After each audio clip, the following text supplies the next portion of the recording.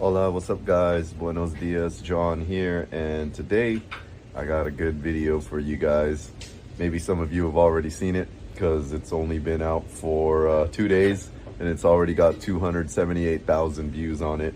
And it's from the channel Obiland. He's the guy that's down in Colombia that always tries to bring awareness to all the scopolamine stuff happening down there, and he helps conduct surveillance operations and trying to get the girls, to catch the girls and get them in the act, even recording them. And I've covered a couple of his videos before, and he does really good content, and it's curated pretty well and edited pretty well. But this one actually was one of the best ones that he's made so far. It's better than a lot of the documentaries that are on like Netflix and stuff, and it's like real life. And this video, they actually caught it in real time. He was there, they were there recording, or somebody was recording when this girl that scoped a guy, used scopolamine to drug a guy and robbed him. The guy held a grudge and really made it his mission to find this girl and bring her to justice. Even 4 months later, after he went home, he went back to try and get her, and they actually caught her and recorded it in real time. And it's like better than a documentary, because in a documentary they kind of reenact stuff, but this, they had to reenact the part obviously where she drugged him, but the part where they actually catch the girl, that wasn't a reenactment. They were actually able to have someone recording on the spot. Like, you know, a lot of time when you're watching TV or you're watching a video or whatever, you're not thinking about the person there's somebody there recording it, or the phone is propped up like this right here, you know, that there's a phone or a camera that someone needs to hold or something, or be put somewhere where it can capture the moment. But we're always thinking about what we're seeing. We're not thinking about what's behind the camera or how it's being done. And so that's why I'm pointing it out, because for them to catch the footage, get the footage at the time it happened is very rare, you know, unless they were prepared already, or were prepared when they were hoping to catch this girl that they actually ran into her.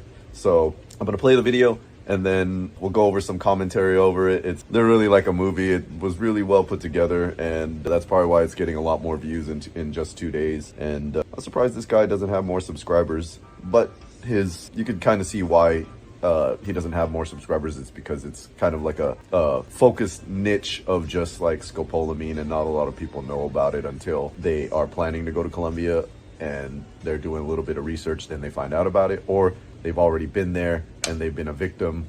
It happens so much, there's so many victims, and I think over 50,000 that's being reported a year are being scoped. That's just the ones that are reported from the stats. I just did a recent video about guys getting killed, passport bros are getting killed in Colombia by the scopolamine, and we kind of did the stat, and I think it was reported that 50,000 are getting scoped a year in Colombia. So I think that broke down to, let me see, let's do it again.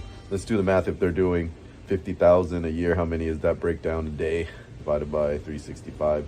That's 137 people getting scoped a day in Colombia. So, or that's being reported, and probably the numbers, when you take into consideration the ones that aren't being reported, it's probably double or triple that, or even more. So all right, let's get into this video, and it's going to be really entertaining and a good lesson for the people. So I was talking about one of my guys in my group, in the Jedi Master group, came down. He's from Canada and makes really good money, can work remote, and is traveling all around the world. And we were talking about, like, man, places like Costa Rica, here, Mexico, you can party with the girls and get super fucked up, and you don't gotta really worry about getting drugged and robbed, you know? Like, yeah, it happens everywhere. It can happen anywhere, but it happens way more often in Colombia than anywhere else. And so they got all fucked up the other night, and then we were talking the next day. We did an interview and we went to the gym, and we were talking that, man, you know, like, the thing here, you can get super fucked up, you can turn your head the other way and your drink's on the table, do a lot of careless stuff, and there's so much opportunity for someone. If the girl or the waiters or the employees want to rob you, drug you and rob you,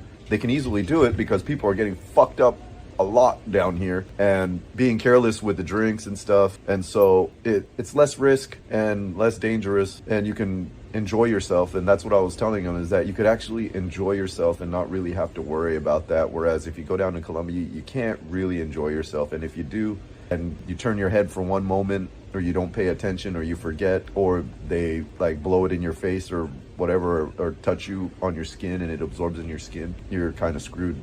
And you kind of always have to have that in the back of your mind. Yeah, it's kind of in the back of your mind in places like this too, in Mexico, but it's not as bad, and it's not as prevalent. And so I prefer to spend my time here. I love it here. For those of you that don't know, that maybe this is your first time finding me or watching my channel, I live in Mexico. I've been here for like the last 9 years. I've learned how to speak Spanish. I was able to, the motivation was to be able to talk to the girls and communicate with them, because in order to build a genuine connection with the girls, you have to speak the language. You have to be able to make them laugh. You have to be able to make them feel comfortable. You have to be able to have the time and the resources to be able to do fun things and hang out, and actually, like I said, the time, spend time. Because if you're just passing through town, yeah, maybe you'll be able to have fun, but you'll never be able to build a solid foundation and a good relationship with them, where there's really strong feelings between you and the girls that you're dating or hanging out with. And those pieces of the puzzle are super important to have: time, resources, and be able to communicate the language. Language is very important. Otherwise, there's no real genuine connection if you're just using Google Translate. The communication, the jokes, everything will just fade real quick, and it's harder, and it gets annoying passing the phone back and forth and all that. And you know, if you're traveling a lot, and maybe Hako John showed me this thing that you buy on Amazon. It's like $300, and it's a pair of Bluetooth headphones, and you put one in and you give one to the other person, and then you can communicate with them, and it translates in real time. Maybe if you guys are communicating or traveling often, and you're traveling to different places, and you still want to have that communication with the girl, you can buy that, invest in that, and then communicate with them in real time. And you can speak your language, they'll hear you in their language, they can speak their language, and you'll hear them in English. And so it was working really well. He was using it in Colombia, and I interviewed a girl in Colombia, and he put the headphone on, and he was listening to our conversation, and he was able to follow along with the conversation by using that translating thing. And he said it was pretty accurate. It gave a good translation. So he said it was worth the money. All right, I'm gonna go into this video now so we can start. I just wanted to kind of share my thoughts before we got started of like this type of partaking in these type of activities where you're going overseas, cross borders, or wherever you're going to try and meet girls. A lot of guys are trying to meet wives, and like, I don't know why you're trying to go to countries, and that's prevalent with whores, to try and meet a wife. You know, they're only good for part-time fun, and not to make them your girlfriend or to marry them. So, you know, you got to find yourself a wholesome girl to get married to, not a girl that's a working girl. So, all right, let's get into this. It's December, almost Christmas, in Medellín, and this Scopolamine queen believes she has found another victim. But she was wrong, as this particular encounter will trigger off a set of events that will completely change her life. After drugging her victim using scopolamine or another sedative, driven by greed, she disappears with his belongings without care if he lives or he dies. You see, they always have the videos of them before and after, and they never get caught. And then they do it so much, and they don't even care to hide their face anymore, because they're able to get away with it. Even with them being captured on video, them having a copy of their ID, nothing happens. As she waits for her accomplices, she doesn't realize that her actions will have consequences. Her name is Maria Alejandra Salgado Ortega, and she has been a menace to hundreds of tourists in Medellín and in different cities in Colombia. Hundreds of tourists. That's just one girl, and all these girls now are being parts of groups, parts of little mini cartels, even forming their own little groups amongst each other, sharing this with their girlfriends, like, hey, all you gotta do is use a little bit of this, and it's just the latest thing, because they're able to get away with it. And they're able not only to get away with it, they don't even need to bang the dude, and they're getting thousands of dollars, and they're getting crypto, they're wiping out their bank accounts, they're buying computers, phones with the credit cards while they're still passed out. They've got the two-factor authorization sometimes because they have the phone and everything, and maybe they got the guy to give them their password or unlock it while they were there, and then they just take off the password, and then they can have free reign to access it. And then also, while they're doing the robbing, the banks and the credit cards can be sending the text message, and they can say, yes, that's me, at the same time, to continue to wipe it out until they get to the top of the max out their cards. And then continue and move on to the next card or to the next victim. All right, let's keep going. For many years, she had been drugging and robbing victims with impunity, sneaking in and out of apartments without any fear of justice, leaving her victims dazed and confused, wondering what had just happened. But she had gone against the wrong one, and in a quest for justice, he wasn't about to let her go freely. They always lie and claim it's a false accusation when they've been caught, but this time, things are gonna end up extremely different for this Scopolamine queen.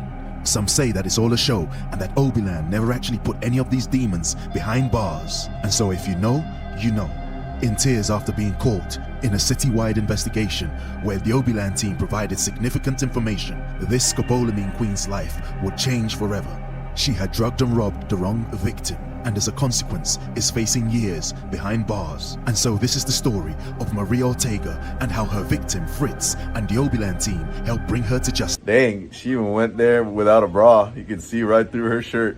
Bring her to justice.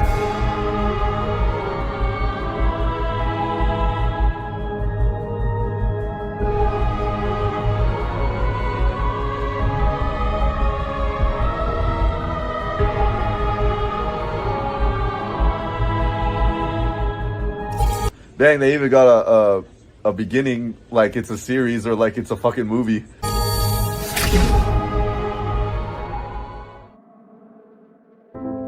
I was in search of love, I thought I'll go to Colombia, I'll meet the girl of my dreams and stay there with her as long as I need to, maybe help her get a visa or a work visa with my company to come back to the United States. I know it was probably all wishful thinking now that I've been here a while.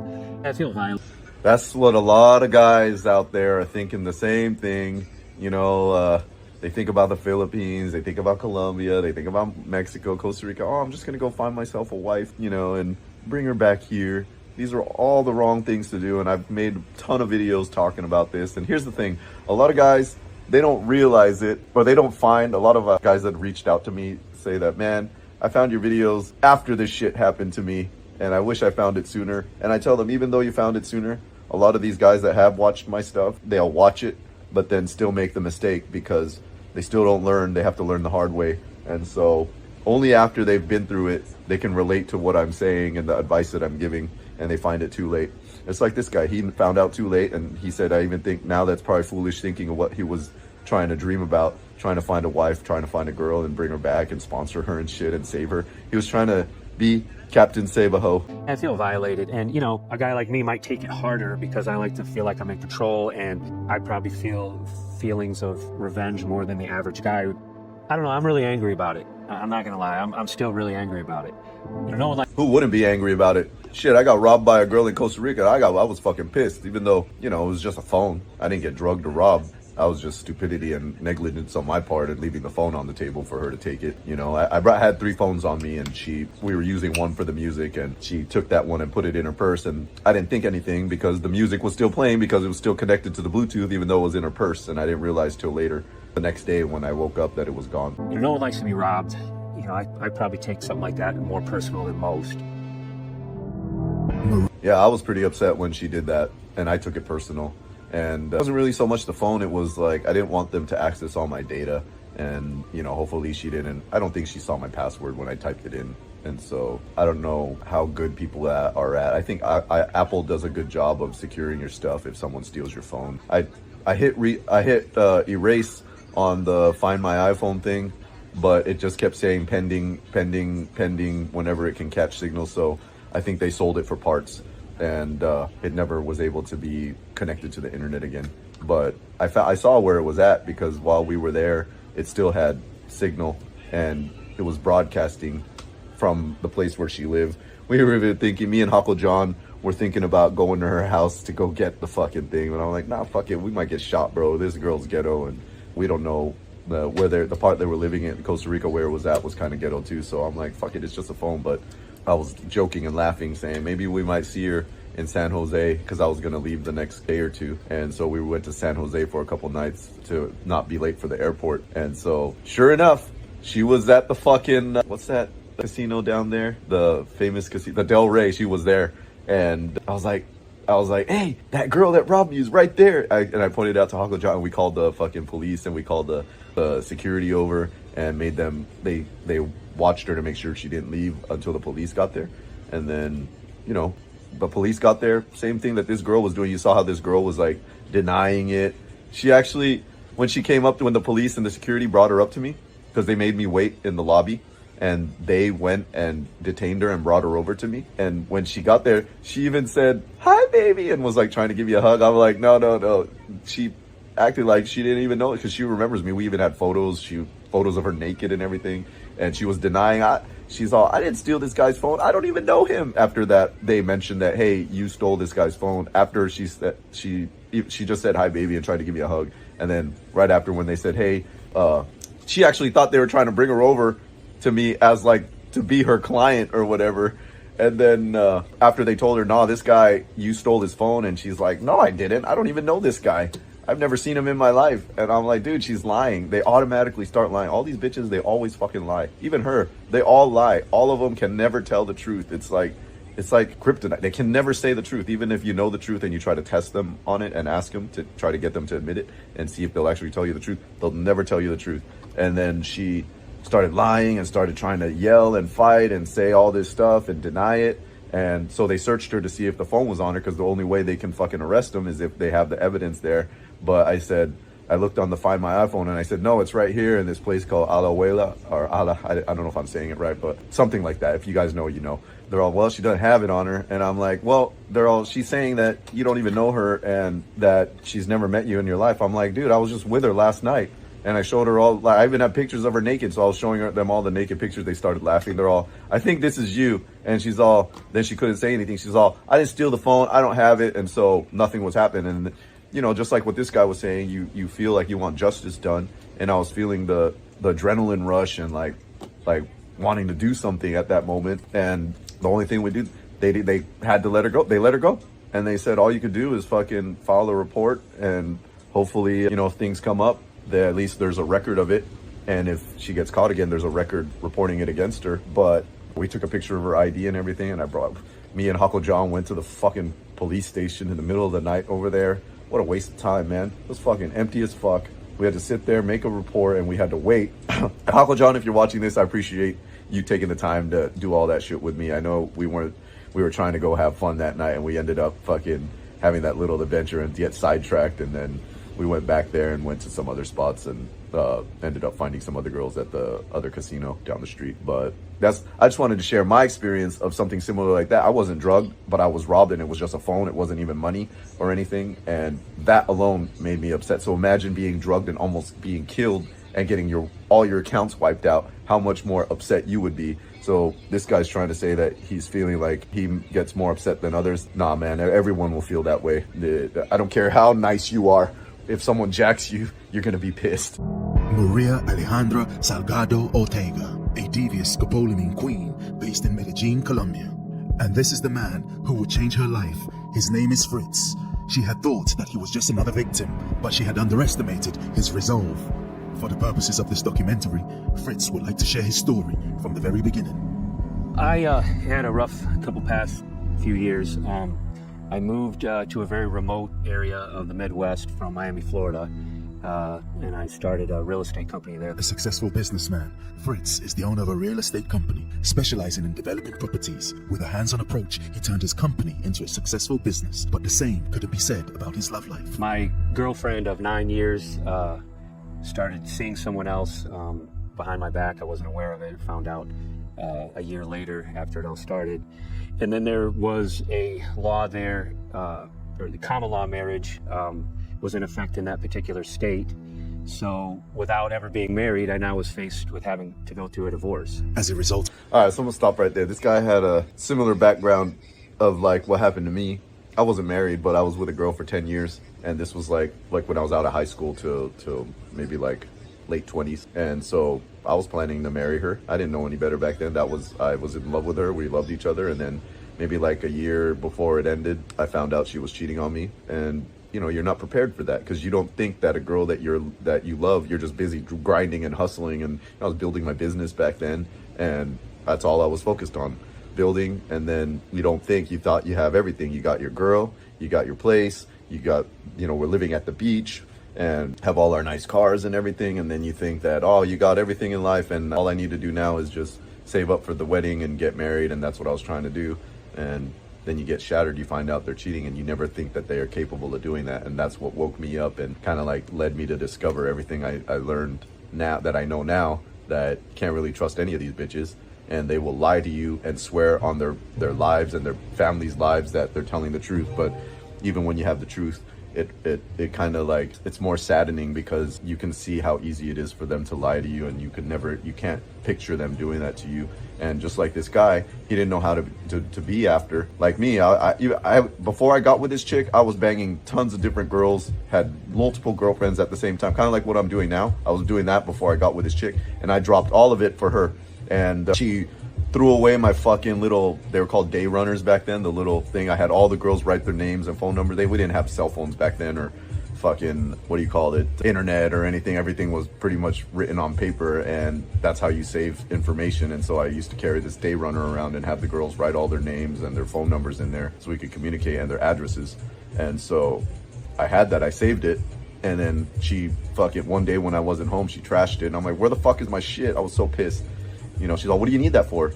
You're never gonna see them again. I'm like, that doesn't matter, that's not the point. That's my memories and my stuff that's important to me. And I was so pissed. But anyways, going back to my point of like, I stopped banging other girls, I stopped talking to other girls, and I just was like so in love with her that, you know, I said, okay, I'll just be with her. And I sacrificed for that fucking 9-10 years that we were together and not fucking any other girls. It's not that I didn't want to. I wanted to bang a bunch of other girls, and we had so many girlfriends that we met that I wanted to bang, but I couldn't. You know, I stopped myself. And so, funny story is, like, after I found out that she was cheating on me, and I saw the messages and stuff from her, I installed the spyware on her computer, and then the spyware dug deep and captured all the conversations, all her passwords, all the things that she had, what do you call it, been communicating with the dude. And it was a shock to me. Like, I felt my heart get a fucking pound in it, like he got punched in the heart. That's what it kind of felt like. And then after that initial thing, the first thing I thought of when I found out she was cheating on me was all the opportunities that I had passed and let go. That, oh, ¿dónde está? ¿Tú perdiste? I know. Debes estar aquí, creo. All the girls like that had talked to me, and like, the one that came up immediately was this girl. We used to go to this bar called Hurricanes and party there every day, have happy hour, and we knew all the people there and met a lot of people.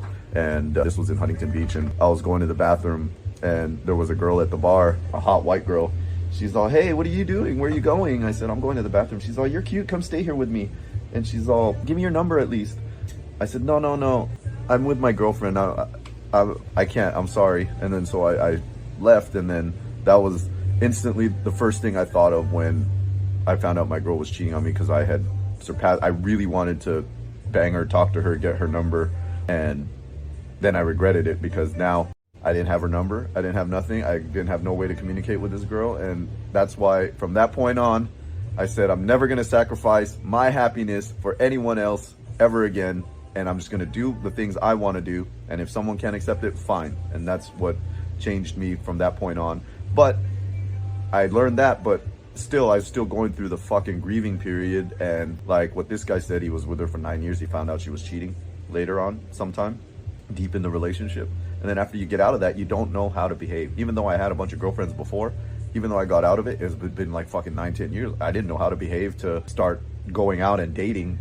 Being around girls, I didn't have a problem. But dating them, I had to learn how to fucking start talking to them and start fucking building connections and make them laugh and things, and not say the wrong things, the things that everyone would go up and say, like, oh, you're pretty or whatever. You can't just go up and say that. So I was at the bar at Huntington in Hurricanes, and then drinking up there. Me and my cousin were drinking at night, and then I was telling this girl the story of what happened to me about my girl cheating on me, and we were together for 10 years and whatever, and feeling pretty bad. And she told me, like, hey, you know what? I don't work for this company, but one of my guy friends bought this course, and it helped him. Maybe you should buy it. And so she told me it was called Double Your Dating from David D'Angelo.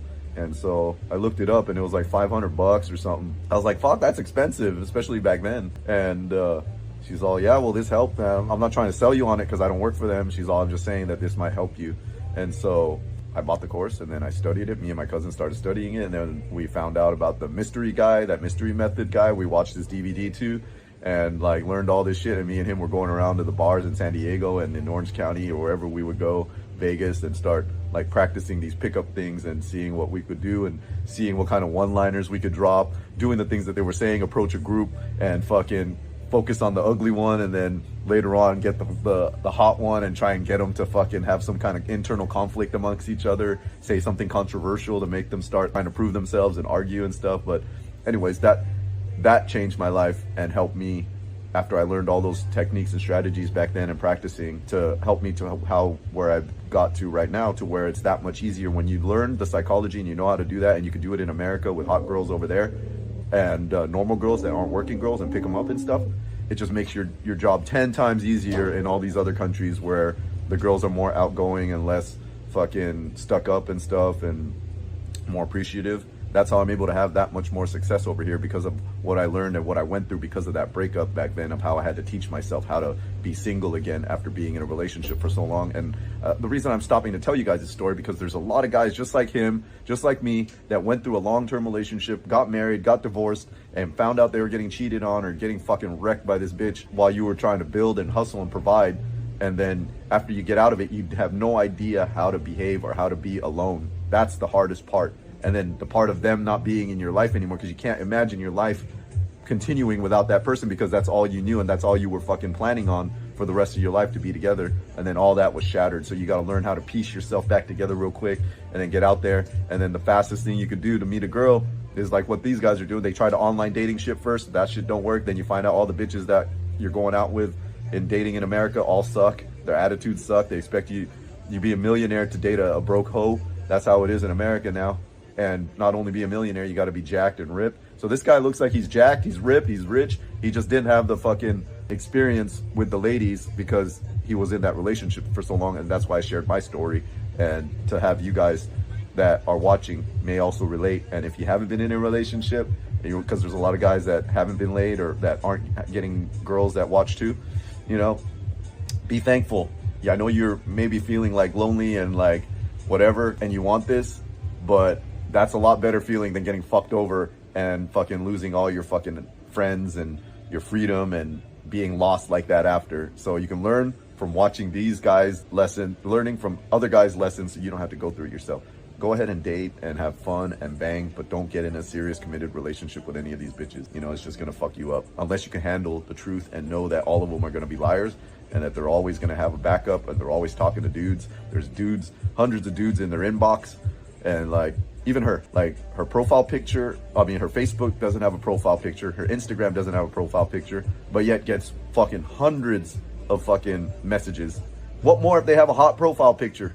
And what if more if their Instagram is public and shows sexy, promiscuous photos of them? Then they get even more photos. Let me ask her right now. Baby, ¿cuántos mensajes, solicitudes tú tienes en tu inbox ahora de muchachos de quiere hablar contigo y quiere salir contigo? ¿Por qué? ¿Tienes mucho? Sí, ¿Cuánto crees en estimado? ¿Más de 100? más de 1000. She said, I asked her, more than 100? She said, more than 1,000. That's how many people are in her inbox that are like guys trying to go. And that's without a profile fucking picture. Y de este 1000, ¿cuántos tú responde? ¿Cuántos muchachos tú responde? 1. Out of this 1,000, she responded to 1. ¿Y por qué tú respondiste a este persona? ¿Cuál está interesado? ¿Está guapo o está algo de Lice o algo? Sí, es guapo e interesante. She said she answered because he's good looking and he's interesting. ¿Qué él dice de estar interesado? I asked her, what did he say that was interesting? Oh, está interesado en comprar, en tener sus cosas, en hacer su propio, ¿cómo puedo decir? ¿Quiere hacer su meta? He was ambitious and like he has his stuff together and he's like trying to achieve his goals. And then on top of that, he's good looking. ¿Y qué él dice? ¿Cómo entrar a tu inbox? ¿Y qué dice su primera mensaje? I asked what did he say on his first message. El primer mensaje es, hola, ¿cómo estás? See, when a guy says, hi, how are you? If it's an ugly guy, you won't get responded to. But if you're good looking Chad, Salimos. and he said, let's go out. All he had to say was that, and she responded. So when they like you and they're attracted to you, they will fucking respond. You ain't gotta have a fancy pickup line or anything like that to get to them. And that's what I'm saying. You see, guys, like Chads have it easy. And if you're a Chad that's got your shit together, you've got everything on fucking easy mode. But if you're a Chad and you're fucking got your money and you're fucking got your shit together, you're much more on easy mode than all the other guys like me. I'm not a Chad.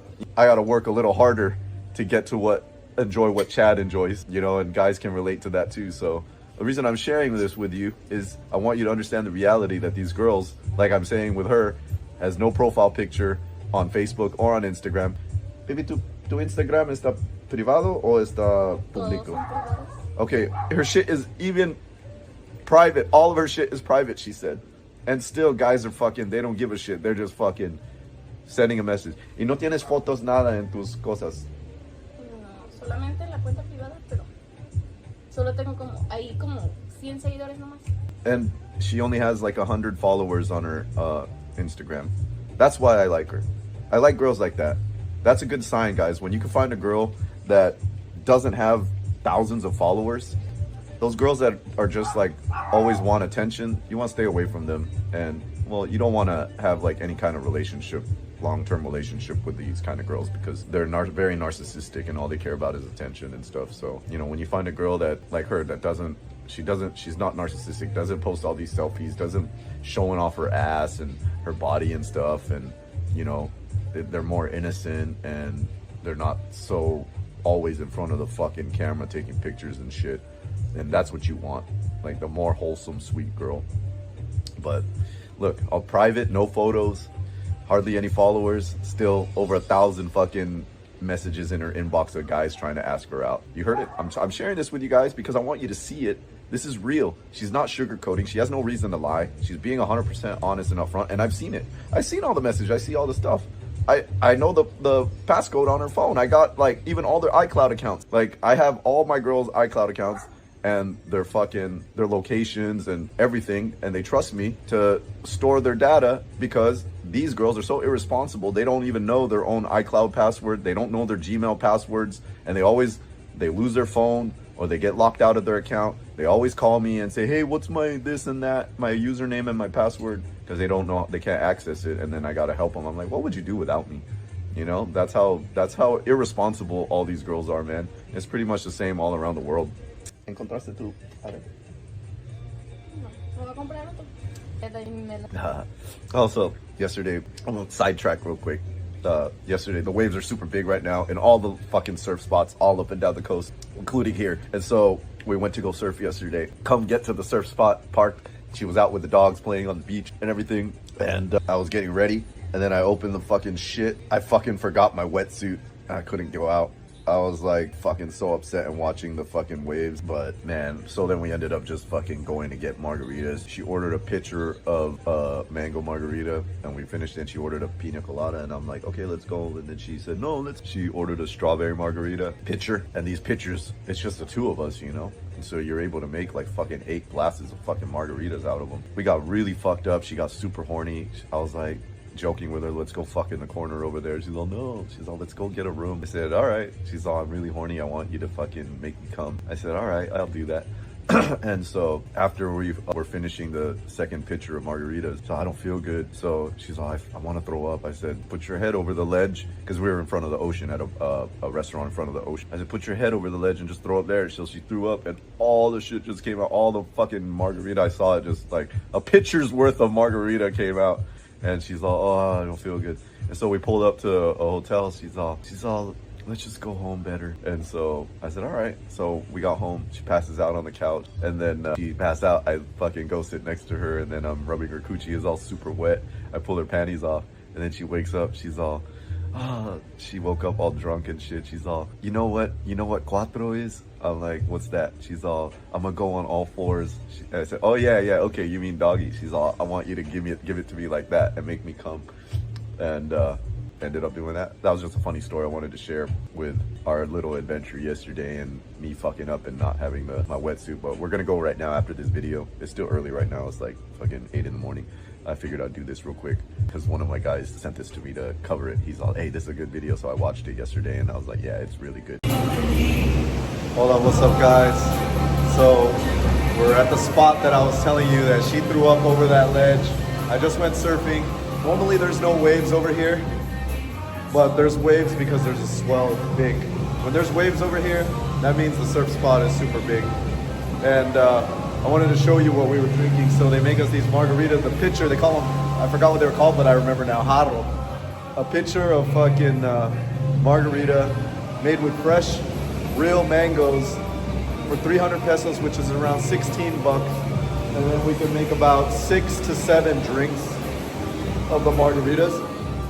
And we get pretty fucked up. Usually these places use like really bad alcohol. But this place, when we drank it yesterday and got super fucked up, it wasn't the cheap shit that really makes you feel bad. But I said, hey, you want to come back to this? I was gonna take her to another spot. She's all, let's go back to the place that we went to yesterday. She's all, I like the pictures of the margaritas and the strawberries because they mix it with real fruit, and it's not like the one that the other places use syrup. I like it better when they use real fruit. And so we got guacamole, puppies are here, and then I want to show you guys also this. So I had the guys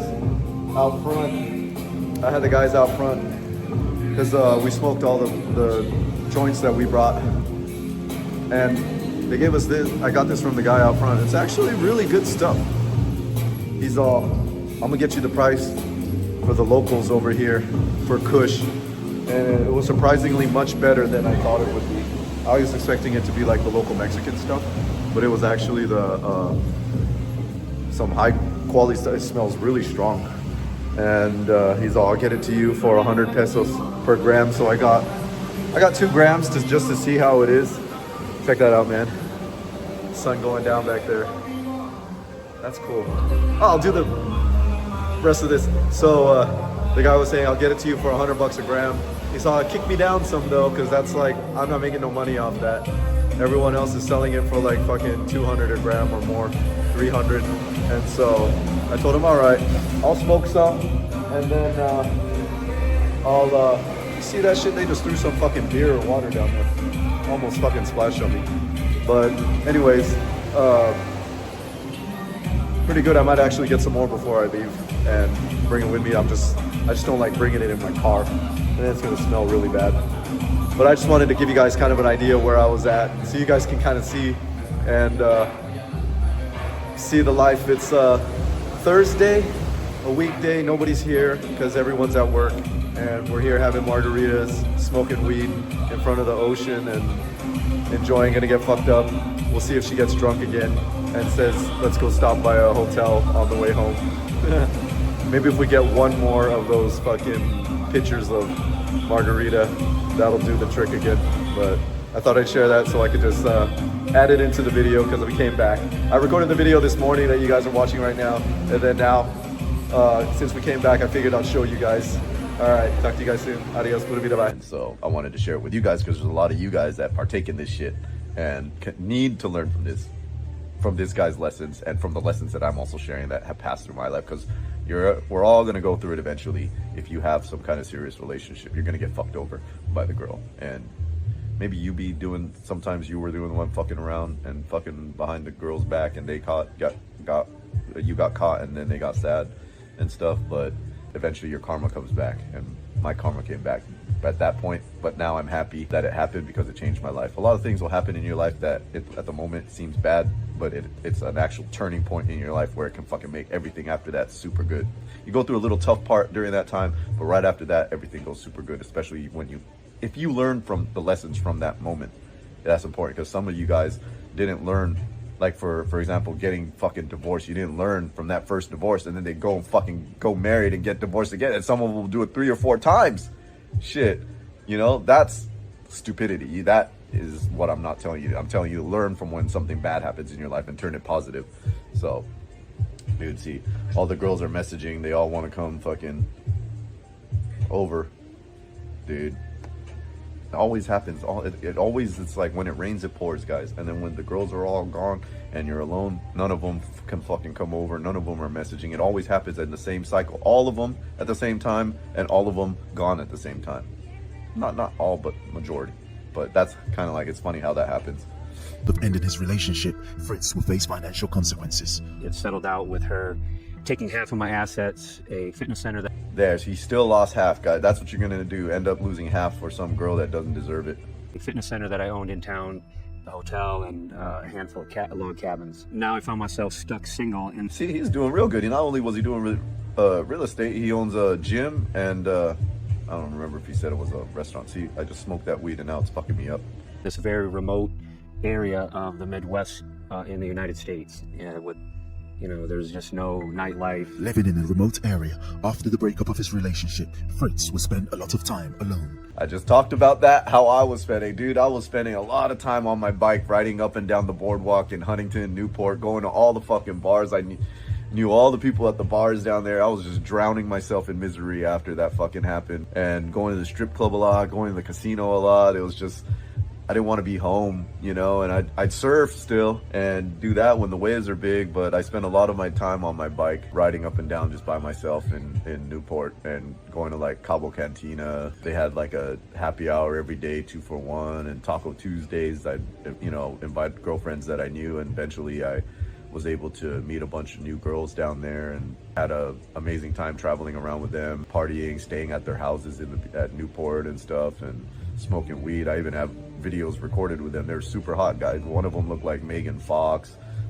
Another one was like a hot Asian girl that mixed Irish and Asian, like smoking bongs back then. And I used to carry a little video camera with me. This was when cell phones didn't have cameras on them. And so I used to carry a little video camera, record concerts, and fucking record us fucking around, going around, doing shit, smoking weed. And it's got a lot of views actually back then. A lot of people were curious to watch people smoke weed for some reason, especially when they were hot girls. But anyways, going back to this guy, you're gonna be alone a lot, and I was just talking about that and drowning myself. Instead of like hitting the gym and fucking not wasting all my time at the bar, I didn't have no Andrew Tate motivation back then, that kind of shit. I was on my own to try and figure it out. There was no fucking none of this shit to help, so that's how I coped with it, was being out on the beach all the time. I still worked out, but I didn't work out as hard as I should have now, like using that pain and suffering as motivation to go harder on your business and go harder on your fucking health. And so that's the way, looking back, if I could change something, I would have like done that more. But he's out in the Midwest in the middle of nowhere. He moved for a girl, That's one thing I didn't do. I wouldn't move I did kind of move for a girl. I moved to the Philippines for a girl, but it was a fun spot. That's why I didn't mind moving there. But this guy moved to a shitty spot for this girl. And like, I wouldn't do that if I was you guys, like if the girl wants to move, don't move to a shitty spot. Mr. X, my buddy that I've interviewed, and he's doing well for himself too. He moved to some fucking mid fucking town in the middle of nowhere, and he's miserable there for his wife, because his wife got a job out there, and so he moved for that. And then they just got recently divorced, and now they have kids, so he can't leave the spot whenever he can leave, but he can't just move away, And so now he's stuck in the Midwest somewhere, like what this guy is. And he traveled. My bud Mr. X travels a lot to different spots of the world and bangs chicks everywhere too. So, but at least he had my guidance, because when he got divorced, he was fucked up. I had to fucking guide him. So many girls were trying to take advantage of him. Colombian girls, other girls, they were all trying to fucking take advantage of him. And I had to tell him, oh, they're lying. He would not believe that every time I tell him that everything that they say is a lie, when he would tell me what they were saying, I'm like, that's a lie. Don't believe her. He would stand up for the girl, and then later on find out that what I said was true. And then eventually, whenever I tell him that he's lying, they're lying now he won't argue back as much, saying that, no, it's the same thing as saying, nah, man, she's different. That's how every guy is. Whenever they have a girl, that's what they say, like, nah, man, she's different, because they trust the girl so much. And I'm telling them, nah, dude, that girl, they're all the same. She's fucking lying. Whatever that thing she just said, fucking lie. And so, that's why you gotta fucking understand this shit before you start dealing with them. So otherwise, you're gonna get wrecked like this, like him, like I did, after they all your expectations and your dreams are shattered. Mentally and financially exhausted, Fritz knew that something had to change. After that breakup, I was really going through it mentally, because I was in this big 6-bedroom house all by myself, and like I said, in a very remote area of the United States. Frustrated with the way things were and with his solitary lifestyle, Fritz began to research the idea of traveling outside the United States in a bid to escape the pressure he'd been facing mentally back home. I'd been seeing, different advertisements and content on Instagram and Facebook about Medellín, Colombia, and it seemed like kind of the new single guy's dream destination. He was seeing the big booty hoes that people be posting down there. That's what he liked. And so Fritz and his friends will book a flight to Medellín, Colombia. Decided to book a flight and come down here. So we flew down. I had heard about the dangers of Americans coming down here, and I had heard about this drug that girls will put in a drink and then they'll rob you, but I didn't think it would ever happen to me. I felt, well, I'm a bigger guy, they'd probably find an easier target, maybe some old guy, it wouldn't happen to me. That's what everyone thinks. Nah, even him, he's big and fucking buff, and he thought that, yeah, I'm a big guy, they ain't gonna fuck with him. They don't give a shit. And that's what everyone says. Nah, man, it ain't won't happen to me. Or, nah, I'm careful. I was like, dude, aren't you scared? Nah, they ain't gonna mess with me. I just go with girls that I know or whatever, and like go for the bar girls or whatever, which minimizes your shit. But all it takes is one time. You're good till it ain't gonna happen to you till it happens to you. Like this guy, and that's why it's a good lesson for you guys to see. But Fritz was wrong, because in Medellín, Colombia, the Scopolamine queens don't discriminate. Everyone is fair game, male or female, and your age doesn't really matter. Because your age and how big you are don't matter, because that drug will fucking knock you out. And your age doesn't really matter, because all they care about is drugging you and stealing your belongings. As Fritz enjoys the nightlife of Provenza in Medellín, Colombia, he is fully unaware of the dangers that lurk. And so it is easy to assume, with all the fine bright lights, that nothing could happen to them. And that is the most common mistake from tourists when visiting Colombia. Down here, had a great time with my friends. They decided to go back to the United States on our scheduled return flight. I decided I wasn't quite ready to leave. He didn't want to leave yet because he got addicted to that Latin big booty down there. He was probably banging so many chicks every day. He's like, nah, I ain't ready to go yet. But they failed to mention that part. A lot of guys don't share that part of what they were really doing down there. And was not looking forward to going back to the cold, the snow, and a lonely, empty house by myself. So I decided to stay by myself, and that's what led into me meeting a girl on Bumble. That's the funny thing, like, he said, I heard about all this stuff going on and how they're doing it, but then he doesn't pay attention. Like, the number one thing that all the videos are saying, where these girls are meeting these guys that get drugged. There's so many naive guys that go down there and think that they go on the dating app, and then all these girls that are matching with them, actually, they think that they actually want to be with them. And these girls are making fucking huge paydays thanks to this from the naive guys. And he did the research and he still didn't pay attention to not find the girls on a fucking dating app. That's the number one thing you guys should fucking take away from this video is fucking, if you're going down there or you're down there, don't fucking use the dating apps. I'm already against dating apps, period. Because all the girls on there are fucking rejects. And if they're really good in person, that great, they'd be fucking swooped up already. They don't need to be on a dating app. The good ones are not on dating apps. She's not on the dating app. None of the girls I hang out with are on dating apps. It's not where you're gonna find them. Fritz would then open up the Bumble application, where he'll come across Maria's profile. She was using a fake name. The two will later match. Yeah, all her pictures showing her big fucking titties and her ass, and that's what this guy wanted, big booty hoe and the big titties. And they will arrange for a date in Provenza. We were supposed to meet earlier for dinner. She kept blowing me off and pushing the time back and pushing the time back. And next thing I know, it's 3 o'clock in the morning and she's calling me, wanting to meet up. I thought, well, I got nothing to lose, and didn't really think. So she called him at 3 a.m. She just probably finished fucking drugging another dude. When she was rescheduling, she was probably going out with a bunch of other dudes and scoping them all. A bunch of guys probably all got scoped that night, and it was probably her that she went out on dates with, and then finally she finished her last date at 3 and was calling this dude Suspicious. And so Fritz headed to Provenza. He only lived 30 seconds away, and so he felt he had nothing to lose as he made a quick walk and waited for Maria. But I did meet up with her. It was in the Provenza area where there's a lot of restaurants. Although she kind of stayed hidden, called me, wanted me to meet her. And so Fritz will wait for Maria in Provenza. Waiting patiently, it will take some time before Maria finally appears.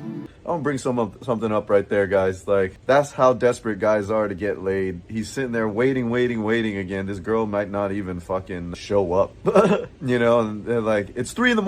on top of that. And he went down there to go look for her, man. That's how desperate guys are. That's how fucking strong the allure of pussy is. When I saw her, I realized quickly that it was not the girl in the facial photos of the ad. The body photos I could recognize. Wait, the ad? Did he get an escort or did he fucking get her on Bumble? See, now he's confusing his stories. Maybe he called an escort over and said Bumble because he don't want to look like a fucking perv on this fucking documentary. But the face, I mean, she really had a lot of plastic surgery done. Kind of looked like a bulldog or kind of a pug dog. She was not very attractive at all, but she did have a very nice figure. She seemed really nice. She was dressed really nice. 3 o'clock in the morning, and normally I would have been like, no thank you, and turned and walked away, but I thought, well, let me just have a drink with her. And so Fritz, He said 3 o'clock in the morning, I don't want to go home alone. I will take the bulldog fucking run my doggy style on her. impromptu date as they looked around Provenza for any bars or restaurants that were still open. We found out that most of the bars were closed. She wanted to go right back to my apartment, which I was okay with. And Again, he didn't watch any of these videos. If he would have watched any of the videos I did, or there's Obi guys videos or other guys talking about it, the #1 red flag is they just want to go straight to your fucking place. And the other flag was getting him off a dating app. Well, it looked like he picked him off an escort ad. That's what he said. He got caught. He said it wasn't even the chick. But the chick on the Bumble thing that he was showing the photos, that's actually the girl that he was seeing. But I think he mixed up his stories right here and fucking caught slipping that he called an escort service instead at 3 in the morning. Hola, what's up guys? Had to interrupt the video to bring you guys an important announcement. A lot of you guys watching, guys will discuss whatever it is that you're facing. It can also be other stuff. Maybe you're heartbroken and need advice or need something to help you get over that heartbreak. Maybe you have a wife or a girlfriend where you feel like she's cheating on you or things just aren't the same. I can help you analyze the situation and get over it. I've gone through a lot of relationships already with girls from all over the place, all over the world, different places, you know, so I've seen all the things that they do. Been in long-term relationships, so I know what a marriage feels like. I know what divorce feels like. I haven't been divorced, but in a long-term relationship to where I felt like divorce, pretty much. And so I've seen a lot of people go through it, and I can help you guys that are going through these type of things too. If you need help, maybe like going to another place, I can put you in touch with people in different places in part of my network, or find people that are viewers as well that can help. That's why I'm doing this, to get the word across of the things that I can help you with. Not just that, if you own a business and you're accepting credit cards and you're still paying the fees, you don't got to pay the fees no more. You're pretty much just throwing your money in the trash. You're better off just using it on yourself, splurging, taking a vacation, enjoying like this in a pool in a tropical location somewhere where there's nothing but palm trees around and tropical birds, that kind of stuff, where the weather's perfect. You could be doing that instead. Or if you have some friends or family that own businesses that are still wasting their money paying the fees, you know, I'll be able to help. So I can help with a number of things, and I'll be glad to, you know, put you guys in the right direction. Same if you guys want to go to Costa Rica, I got friends out there. Cancun, I got friends down there. Philippines, I got a lot of friends out there. So you guys need help on any of that stuff, reach out. I'll be glad to put you in contact, so that way you can have a better experience all around. All right, talk to you guys soon. Adios. so we did that.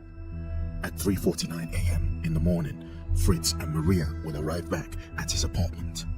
But wait, now he's with Maria. He was unaware that this woman, Maria, is very dangerous and that this encounter will prove to be very costly. And immediately upon getting into the apartment, she wanted something to drink. And I really didn't have much. My friends had just left a couple days prior. There was some old stale Coca-Cola in the fridge in a liter bottle.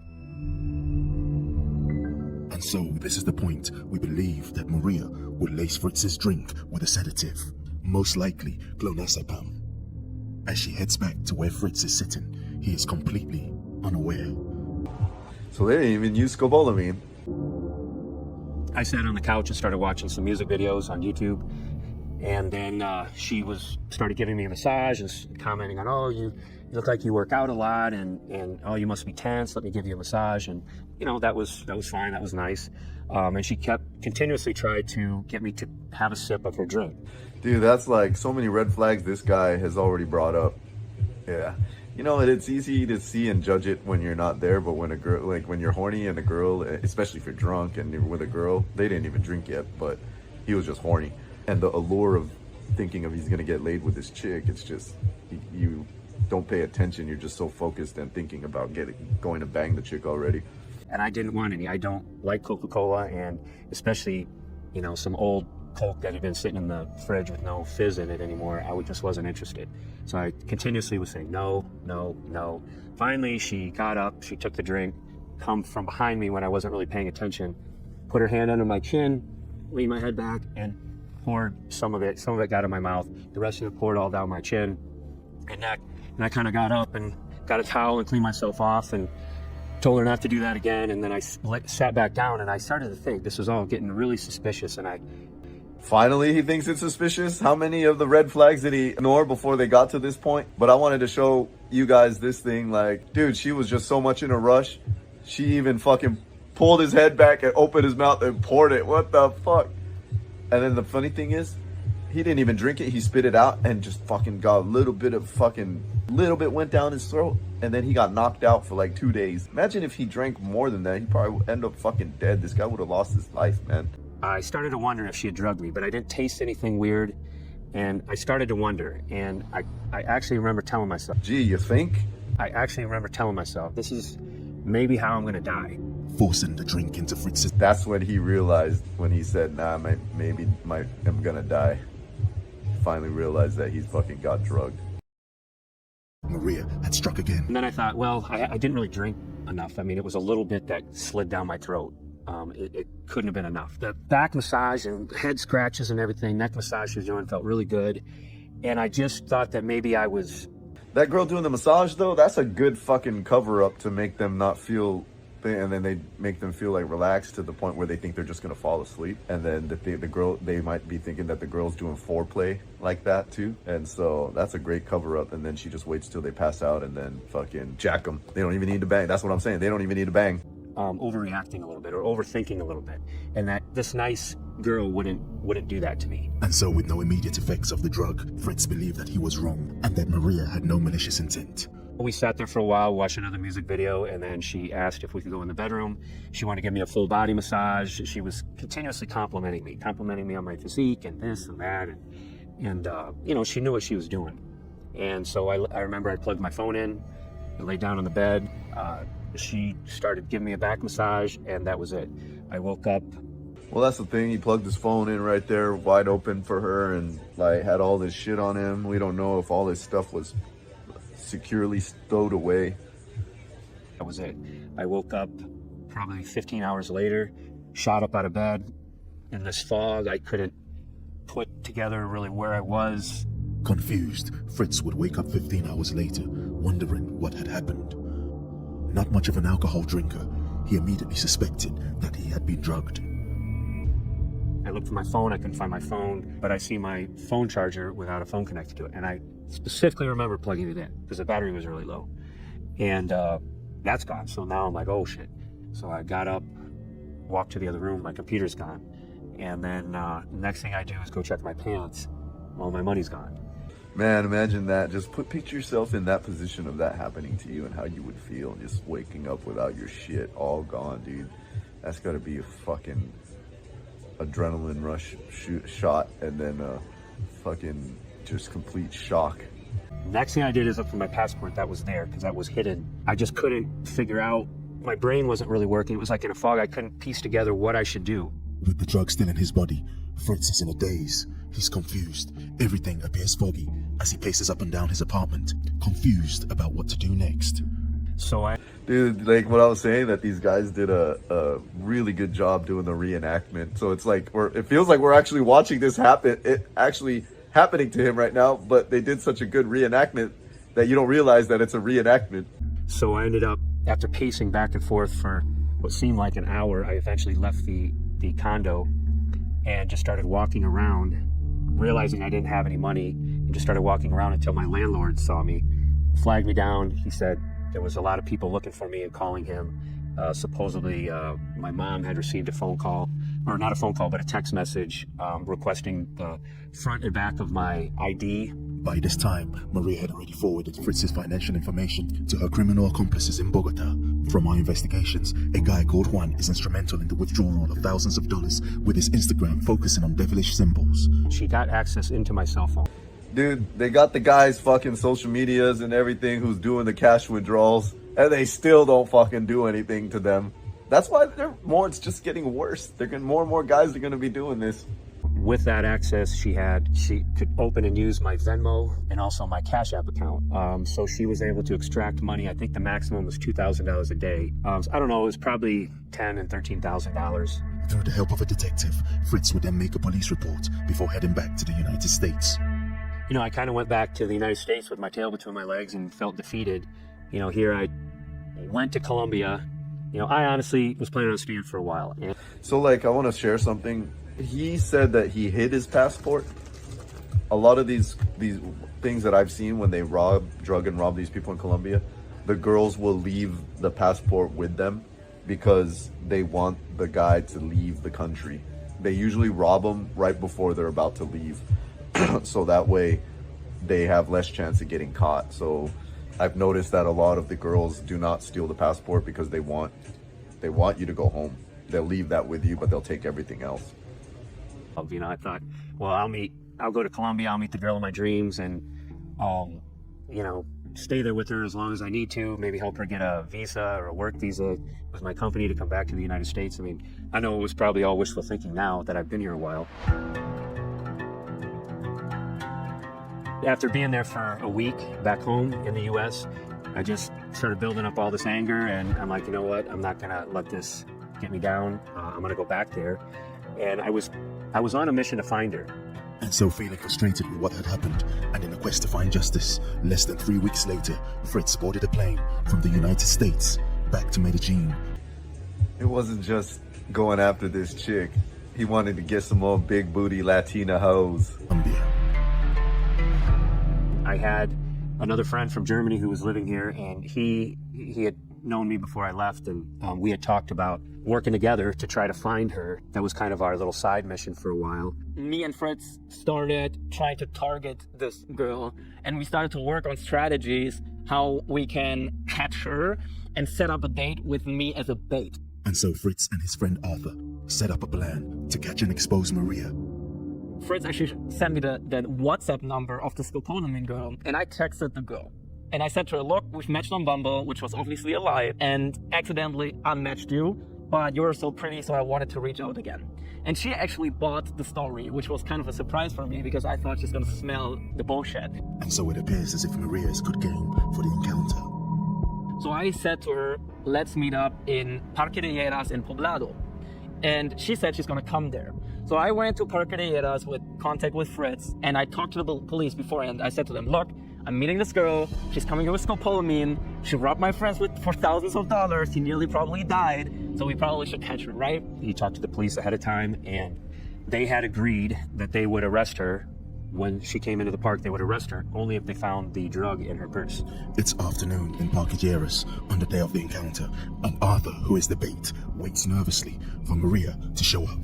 Inspired by the Obiland channel, they wait patiently, but it appears that Maria is not as foolish as they had thought.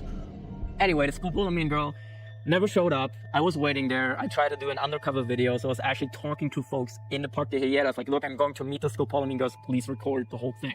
But unfortunately, she never came. I think she just tried to minimize the risk and minimize the time effort and just go to the stupidest gringo she can find, straight to his place and rob everything that he has. I think that's her strategy. That is her strategy. I just told you guys, based on her behavior of putting the guy off and kept rescheduling, she was busy with the other dudes on her list. It's just like, you got to put yourself in the girl's position. If you're on the dating app, how many matches do you get from dudes? And she's doing thirst trap photos, showing her titties and her ass, being promiscuous, and like the very revealing photos.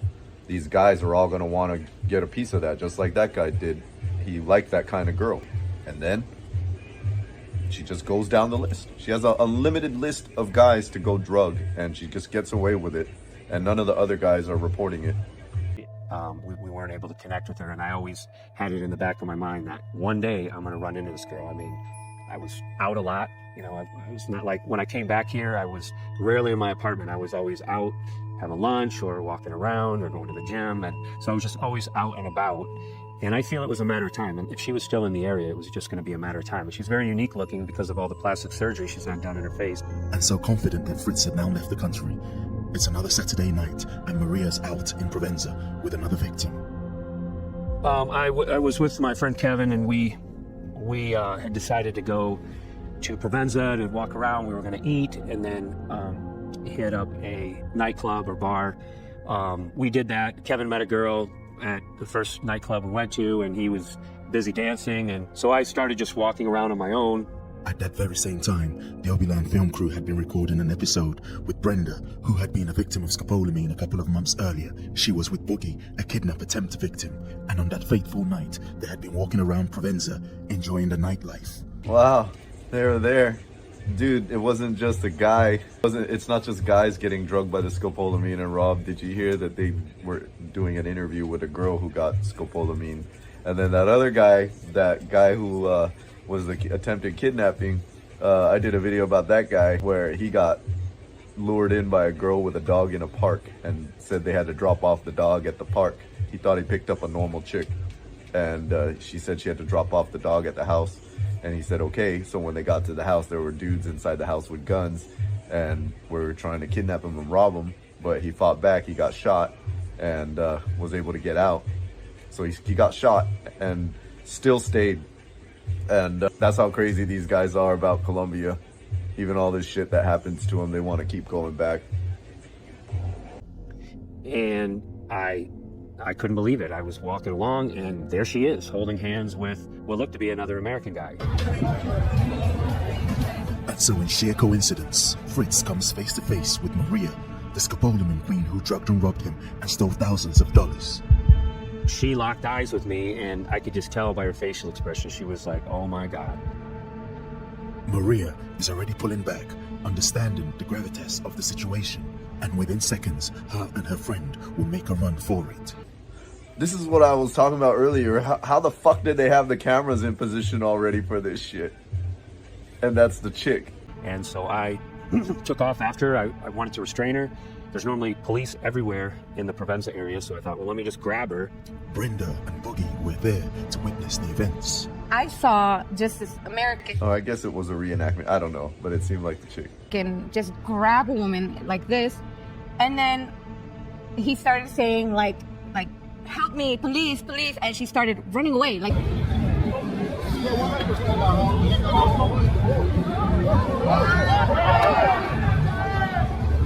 Ironically, there was no police anywhere around.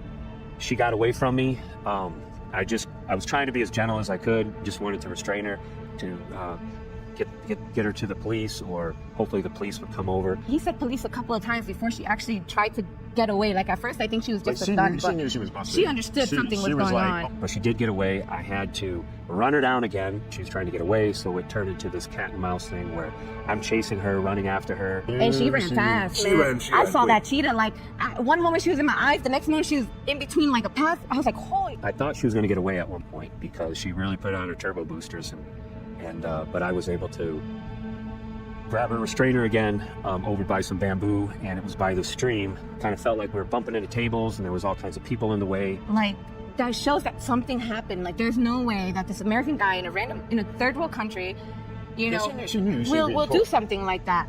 Like even if you were trying to like rape her or do something, like it wouldn't have been that way. There was just no way. An innocent person would be like. Detained by Fritz, Maria protests her innocence. Okay, so this part looks real. That's what I don't know. How the fuck did they have this, be able to record this? Holding her, I was screaming for someone to just come help me restrain her, and no one wanted to help, including the guy that she had been with or was holding hands with. He wanted nothing to do with the situation either, so I really felt all alone. There were people everywhere, especially the second time I had her restrained. There were people everywhere just watching, but nobody wanted to help, no matter how loud or I pleaded. Maria struggles and throws an object from her bag. In the meantime, with all this commotion, she was able to reach into her bag while I had her restrained and grab the drug and throw it into the nearby stream, of all the places. And that was our smoking gun that we needed here. and now it was gone. Still detained, Maria is protesting her innocence. She Scopolamine me a month ago. Stole everything. My money. Police and other officials finally arrive on the scene. Ella Scopolamine me un mes. Sí. Ella. You hear his Spanish? That's why you guys need to learn the fucking language and be able to communicate, because if something happens like this, you're fucked. How are you gonna communicate? Bravo. What are the chances of me trying to restrain a girl, and just so happens that another female who got drugged is walking down the street? That's more than just chance to be just bumping into each other randomly, like, oh, happened to me too. Oh, let me translate for you. Yeah, dude, that's like fate, guys. God is fucking putting it together to give this girl justice, to put her and fucking get her karma. Who can translate? Who can translate? Who can translate? She stole everything from me. And she Scopolamine me. I woke up 2 days later. I woke up 2 days later. I already talked to a detective.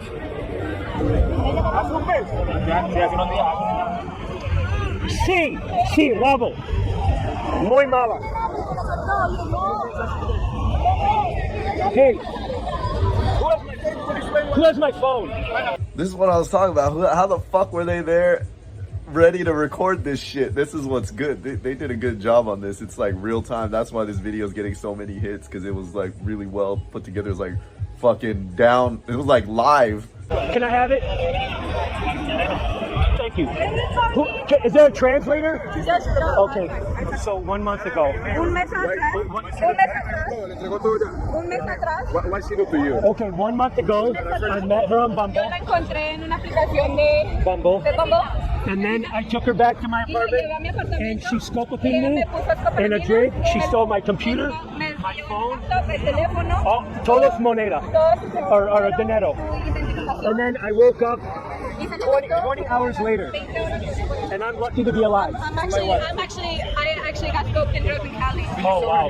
Yeah, I met her here. She met me actually right over here. Oh my god. Yeah, and the detective told me that I'm lucky to be alive. There's been 40 Americans dead. I'm lucky to be alive. Damn, 40 Americans dead.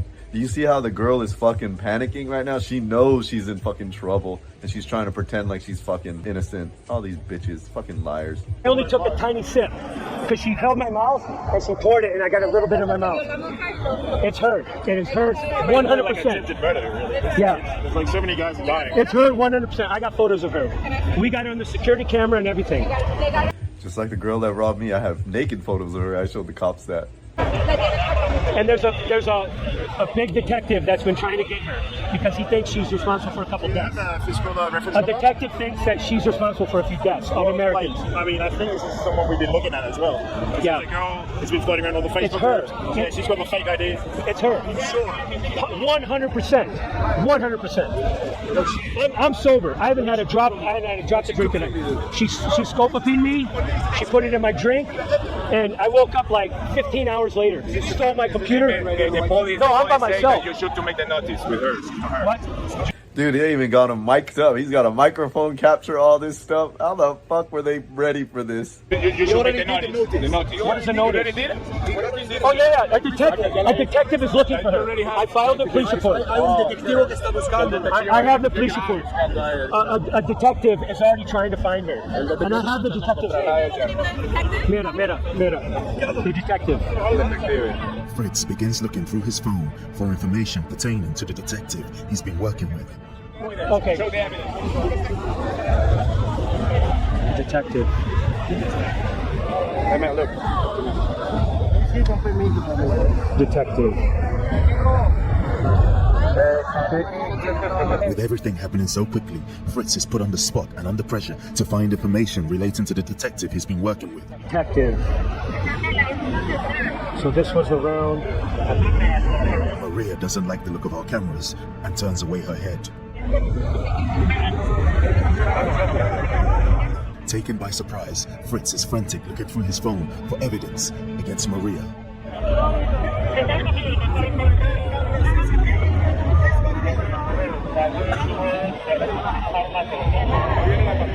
She kind of does look like a pug or what do you call it? A bulldog or a fish. Maria speaks to the police officers, protesting her innocence.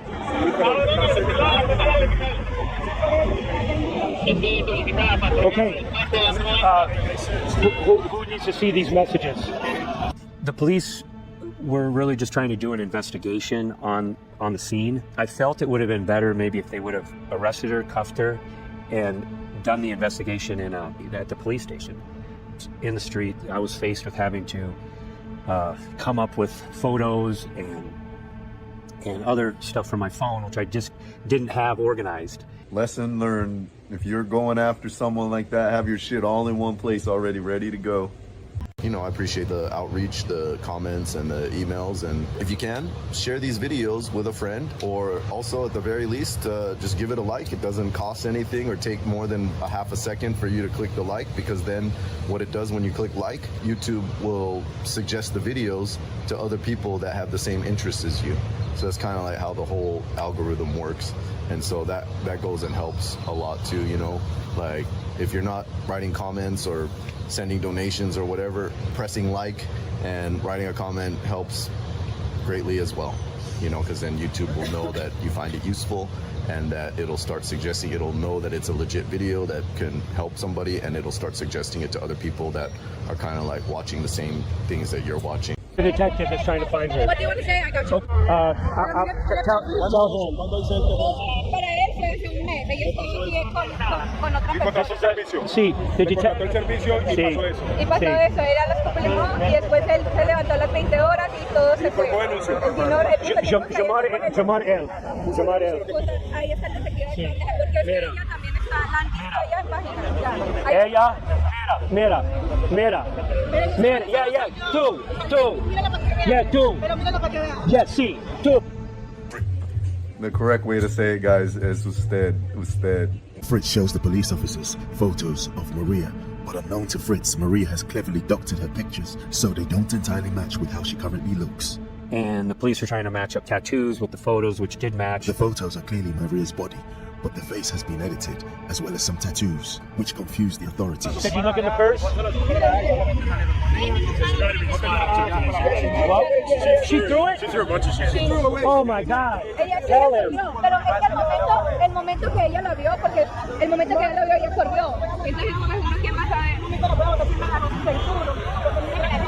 No. Pero porque él va a agarrar una persona extraña.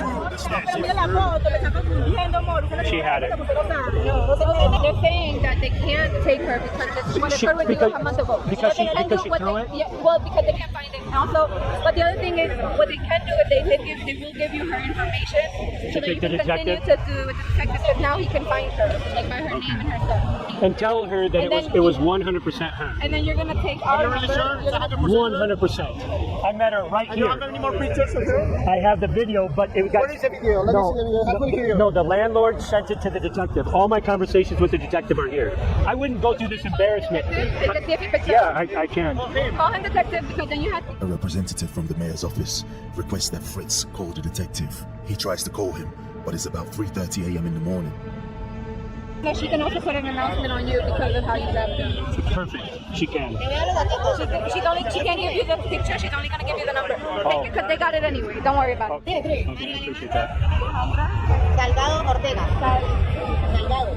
The police provide useful information related to Maria, which will prove to be very useful.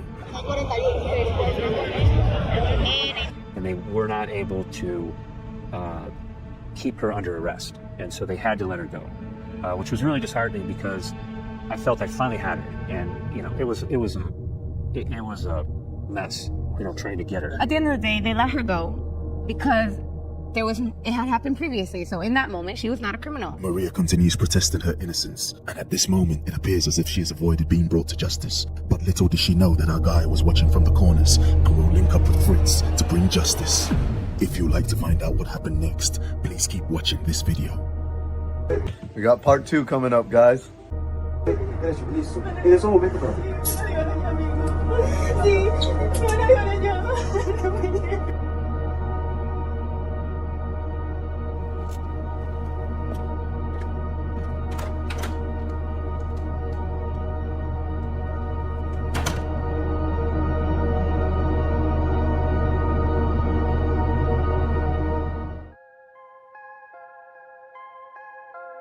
It's been a couple of days since the events in Provenza, where Fritz attempted to detain Maria. So after the Provenza incident, it appeared as though she'd gotten arrested. She left with the police, but I later found out that she hadn't been. And I believe that was largely due to lack of evidence. You know, I didn't expect to run into her, and I didn't have the police report on me. I didn't have a bunch of photos on my phone. So based on that, it appeared as though they let her go, and we did confirm that she was out roaming around again. So that's when I enlisted the help of the Obiland team, and I talked with Obi, and we devised a plan to try to track her down. I'll be honest with you. I've never met a guy like Fritz, ever. To be honest, he could have done this whole thing on his own. He didn't need me. He didn't need Obiland. He didn't need our support. But it's understandable because this guy, he's ex-military. He was hell-bent on getting justice. Completely hell-bent on getting justice. And I was there. I was in Provenza. I oversaw the events which happened that night. And I'll be honest with you, I was completely disgusted at the way the police treated him. He was treated as if he wasn't the victim, as if he was the person, as if he was the criminal. They even made some suggestions that they could arrest him for him trying to detain Maria. But I was convinced, because I've seen her before, you know, people had made complaints about her before, and I was convinced that this girl, she's a criminal, because there was no reason for her to run off the way that she did in Provenza. And so Fritz and the Obiland team will link up to try and bring Maria to some kind of justice. When Fritz and we got in contact a day or two after the events in Provenza, he shared with me all the information he had about this girl. Fritz provided me with enough information as he could, and with that information, I enlisted the help of one of my friends, investigators, who works as part of Sehin. He's a detective. We had her ID, so we were able to run that through and get critical information such as where she lives, where she stays, and with that information we decided to do some reconnaissance. Through our sources, we were able to find her address, and that's when we started pulling recon missions, trying to just gather intel on her habits and formulate a plan to catch her again. And we were going both during the day and at night. Fritz, he was so determined. You know, he will go on reconnaissance missions in the daytime. Nighttime, he was just so focused and so determined. And I think it's because, as I said, he has that ex-military background where, you know, he just felt played. He felt played by what happened to him. He felt, I had this girl. This girl, first of all, she drugged me. She got away with it. Then I had this girl, I caught her, and now she's gotten away again. So I think he was super determined this time. But she was very evasive. I mean, this was difficult. It was like the girl was never home. You know, guys, you can only do that if you only have time and resources. A broke guy ain't gonna have the time or the resources to pull this off, man. That's why it's important, man. You guys gotta get your shit together. We'll drive around, we'll hang outside her apartment building, outside her block, hoping to get a glimpse of her. It was so difficult. She just never appeared. We're not going to show you exactly where we are at this point, but you know, we're working with, this time on this case, we're actually working with the police. You know, we've got our detective on the inside who we're going to go and see later on. So we're working, Andres is his name. Andres, yeah. So we're working with the detectives and the police. But she thinks that she's gotten away. She thinks that she's gotten away. But she doesn't know that we're monitoring her and we're looking at her. All these girls, we're all going to ensure that they face justice. You know, at the least, if they don't face justice, we're going to expose them. So that's the intention. Fritz is one of those guys, one of those gringos who's come over here and he wants justice. I hold grudges. He's a gringo. They called him a gringo. He's one of those gringos that came over here. Grudges. Yeah. I got a grudge on this. Yeah. You know, he wants justice and we're going to get that justice. And this girl, she has no idea what we've got in store for her. And we've got our guys coming in. So it is what it is.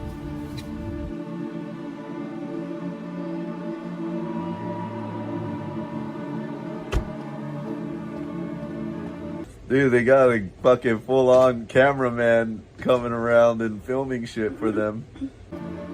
Even though we knew where she lived and we'll camp out there for like 6-7 hours at a time, we just could never find her. It's like she almost disappeared. She just disappeared. And we were sure that this is her address because our detective, who I trust, my detective who works in a special branch of Medellín police, the Sehin, she disappeared and it was just frustrating. But still, from the experience that I have of doing this stuff, I told Fritz, listen, we just got to keep on pressing, moving ahead, and hopefully that she'll show up somewhere. They always make a mistake.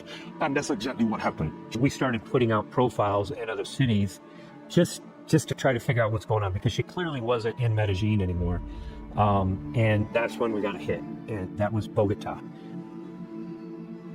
My agents created different profiles, and we got a match with her in Bogota. As soon as we got a match with her in Bogota, I told one of my security guys and Fritz, listen, you guys gotta fly down there and try and make this encounter. I boarded a flight immediately, and honestly, I booked the ticket so fast.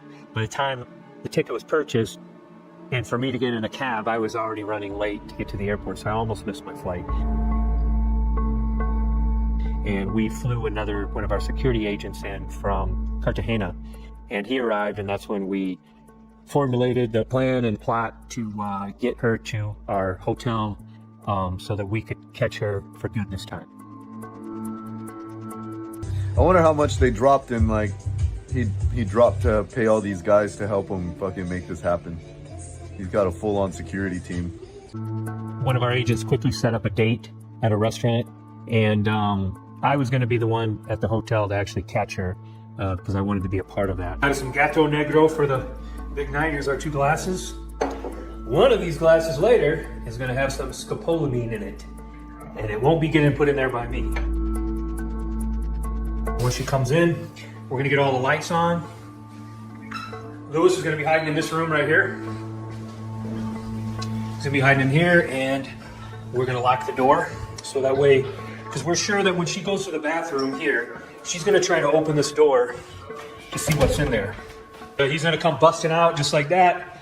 He's going to grab her phone. I'm going to grab her purse, and we're going to put the purse right here. We're going to go through it, which we'll probably find the drugs in there. Then we're going to call the police. The police are going to come busting her through that door. Well, at least that's the plan.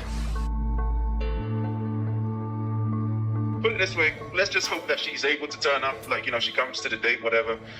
And then she definitely is going to have the drug on her. You know, she's definitely, they say a tiger doesn't change its stripes, or a leopard doesn't change its stripes. So I just reckon that, you know, she's bad news, that girl. She's terrible. Yeah. Okay. All right. Agent number 2. Okay. Good luck, guys. Gracias. Good luck. Everything was going according to plan. They were giving me regular updates because unfortunately I couldn't be there. Everything was going perfect. I thought to myself, this girl, Maria, she's gonna finally face justice. The plan was to meet with Maria at an upscale restaurant in Zone T in Bogota. You know these guys that are wearing the ski mask? You think if they want to hide their fucking identities, they'd cover their eyes too. You can still figure out who someone is with their eyes.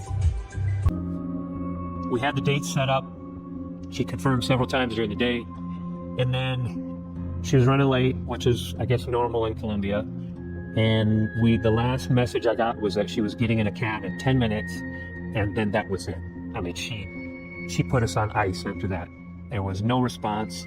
Maria had once again proved how cunning she is, leaving the Obilan team feeling frustrated. The only explanation that I could come up with was that maybe she found an easier victim. Otherwise, there was nothing that would have made her feel suspicious.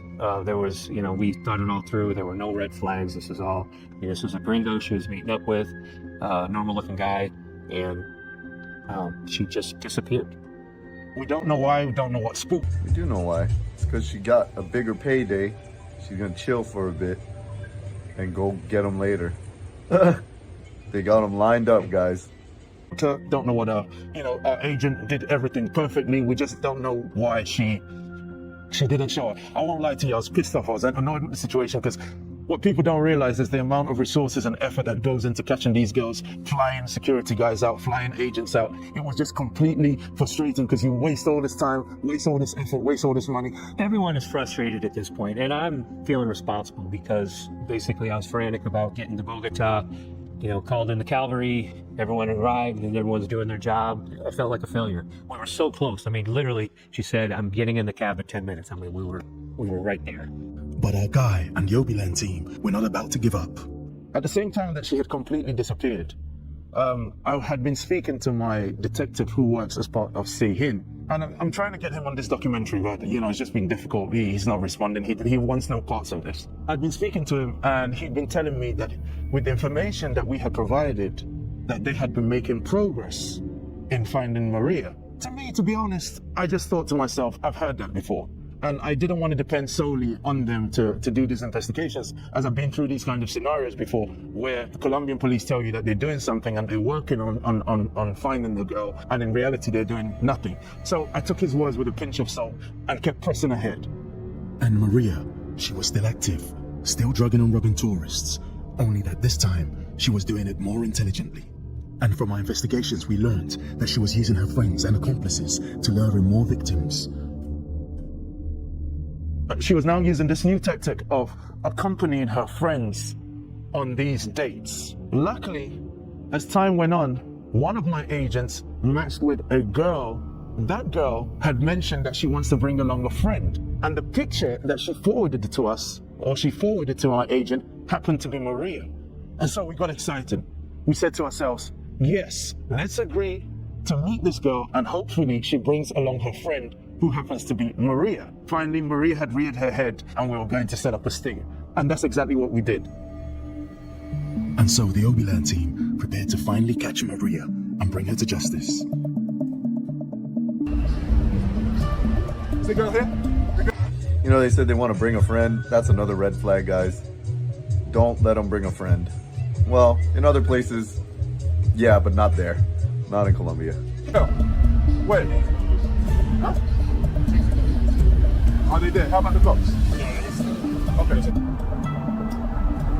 With the police close on standby, our guy is monitoring proceedings from outside the apartment. The Obiland agents walk in with two girls following inside to the apartment.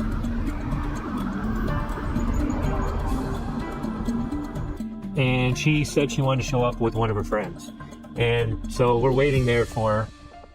Two girls pull up in a taxi, but neither one of them is hurt.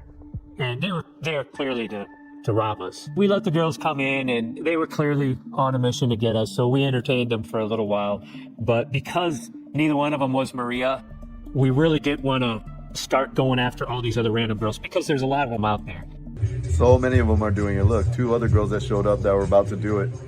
That's how much it's happening, guys.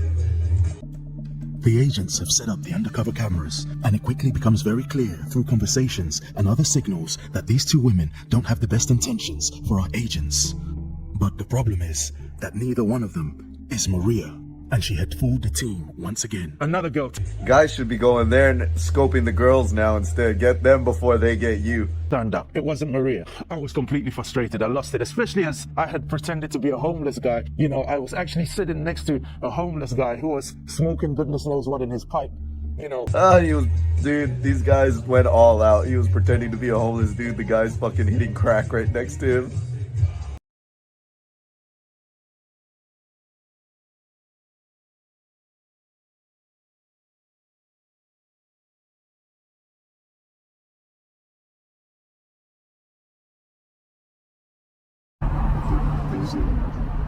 Look by the homeless people right here. And we just couldn't go forward. My agent, he came to me and he said, hey, listen, Maria didn't turn up. There's another girl that turned up. And we had to abort the mission. I had to abort the mission. This was, you know, another frustration for me. All right. Get rid of the girls, man. We had to abort that mission. It just didn't make sense to continue because, you know, there was no crime notices, no denuncia, no police report against those two girls who had shown up. Neither one of them was Maria, so we weren't looking to start up a whole nother deal, and we just don't have time to go after all of them. So we aborted that mission. Another day of frustration. Another day of the team feeling like Maria girl is just such a slippery bitch. She had played us once again, and the frustration was just growing daily. But with thousands of tourists in her city, Medellín, Maria just couldn't keep her head down, with more victims reporting to Obiland. Now, Maria, she was making mistakes. And those mistakes were, she was very, very active. And more people were emailing me and writing to us saying that this girl has drugged and robbed me. Apart from Fritz, one of her latest victims, who declined to appear on this documentary, would be the second catalyst that would lead to the downfall of Maria. As she closes the door, he staggers out, completely confused. And so we kept on feeding that information to our detective in Sehin. And they were very grateful with the information that we were providing, giving them constant updates that Maria was still, out there drugging and robbing tourists and foreigners. But Obi was staying surprisingly calm. And we later found out that he had been working with a detective with Sehin, which is the, it's kind of like the special force in the police department. And he had been working on the Maria case, and they'd been building it up. I didn't really share that information with Fritz. I kind of kept it, to myself because I didn't want to get his hopes up or anything like that. And so our guy continued working closely with his contacts within the Sehen, sharing information about Maria and her latest victims. The Obiland team had a new concrete plan for Maria and were about to execute it, but we were advised to hold fire. So my contact, he told me, listen, Obi, there is something big which is going to be happening around March 18th. That they've got a good lead on Maria, and something big is going to happen. We knew the police were working on Maria. We knew that they had a case on her, but we didn't know how serious they were. I had my doubts because I had caught her once already, literally physically brought her to the police, and they let her go. So we really didn't know how serious, but they were in fact building a really strong case against her, and with the help of Obi, discreetly. And so 4 months after drugging and robbing Fritz and a couple of other victims after him, it could be that justice would catch up to Maria. For years, she had gotten away with her crimes, with reports against her stretching back 5 years ago. She had grown accustomed to getting away with her crimes, and even when caught red-handed by Fritz, she was let go by the police. And so emboldened, she probably believed that nothing could go wrong for her. But she's about to find out.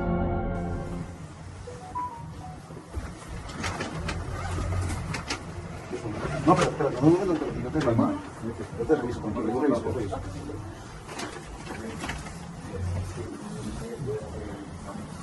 María Alejandra Salgado Ortega, identificada con cédula de ciudadanía 1, 6, 5, 6, 1.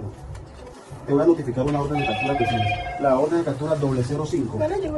Escúchame, Independiente, María Alejandra. Cállese y escucha. ¿Por qué tienes esa orden de captura? Por unos delitos. El concierto para delinquir. Punto calificado agravado, punto calificado menor cuantía. Listo. Esta orden fue proferida por el juzgado 16 penal de control de garantía de Medellín. Listo. Te voy a leer unos derechos. Si no entiendes los derechos, me dices para yo explicártelo. Listo. El hecho que se le atribuye el motivo de su captura y el funcionario que lo ordenó. Derecho a indicar a la persona a quien se le deba comunicar su aprehensión. Derecho a guardar silencio. Maria is under arrest and is now being read her rights. A declarar en contra de su cónyuge, compañero permanente o pariente dentro del 4º grado de consanguinidad, o civil o segundo de afinidad. Derecho que tiene a designar y entrevistarse con un abogado de confianza en el menor tiempo posible. De no poder hacerlo, el Sistema Nacional de Defensoría Pública proveerá su defensa. ¿Entendido tus 4 derechos? Listo. En esos momentos nos vas a acompañar para la civil a hacer todos los actos urgentes. Listo. Sí, te tenemos que llevar para... Interestingly, because we had our inside sources inside the police department, which gave us unedited footage of her arrest where they didn't fuzz out her face. It was a really clear video. Oh, I thought they were there with him. That was good stuff they were able to put up and actually get it. Them reading all her violations and shit. And in that video, she's basically saying the same exact things she was saying when I grabbed her and was holding her. No. And, one kind of funny point was when I yelled at the police. It was like, she Scopolamine me. She's like, no, pointing at me. But it's really kind of comical how she responded and said the same exact things when the police arrested her as when I grabbed her and brought her to the police. Hacerlos todos los actos urgentes. Listo.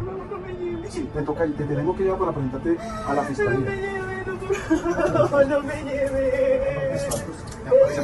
No me lleve, que me van a dejar allá. No me lleve, me van a dejar allá, amigo. Sí, me van a dejar allá. No me lleve. Me van a dejar allá, amigo. Sí. Justice and seeing her suffer. She knows she's busted now. No me lleve, por favor. Listo. Un buzo. ¿Tienes un buzo por ahí? Un saco. Jefe, grupo contraatracos de la siguiente. Man, she likes wearing those white shirts without a bra on, showing her titties.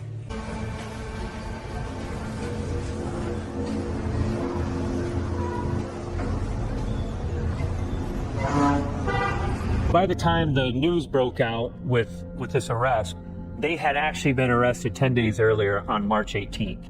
And Obi knew about it. I didn't. but the rest of the world found out soon after. So this all happened on March 18th, 2025. I didn't share this information with Fritz initially because I wanted to be sure that there were going to be concrete charges brought against Maria, that she was actually going to be prosecuted and go to jail for these crimes. Our contact within the Sahin police shared with us Maria's actual arrest documents. We also have other documents related to her sentence for the crimes committed. 10 days after her arrest, Maria was paraded alongside 4 other girls who the media dubbed as the Lost Barbies. The authorities painted them out to be part of all the same gang, in what could be perceived as a public relations victory for the Medellín police. The Fiscalia actually rounded up 5 or 6 girls and they paraded them, and Maria was one of those girls. She was in shame. She had her head down in the parade. The media labeled these girls as less Barbies, and they're going to be off the streets at least for the next 5 years. We've been told that she's going to get 3 to 5 years. Her attorney is trying to use the media as an excuse, basically saying that this is all just a media stunt and they're trying to make an example out of his client. But I'm glad that on this occasion that the Colombian justice system actually worked, because they just completely threw the whole thing out. You know, they labeled as bullshit.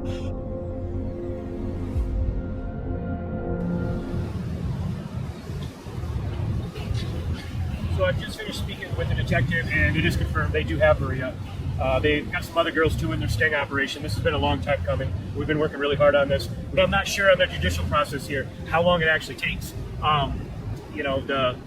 They may be very quick, or this may drag out for months. We're not sure, but it'll be very interesting to see what she's actually handed down for punishment. Today, which is this month, which is July 2025, Maria's still in prison, and she's going to be there for at least the next 5 years.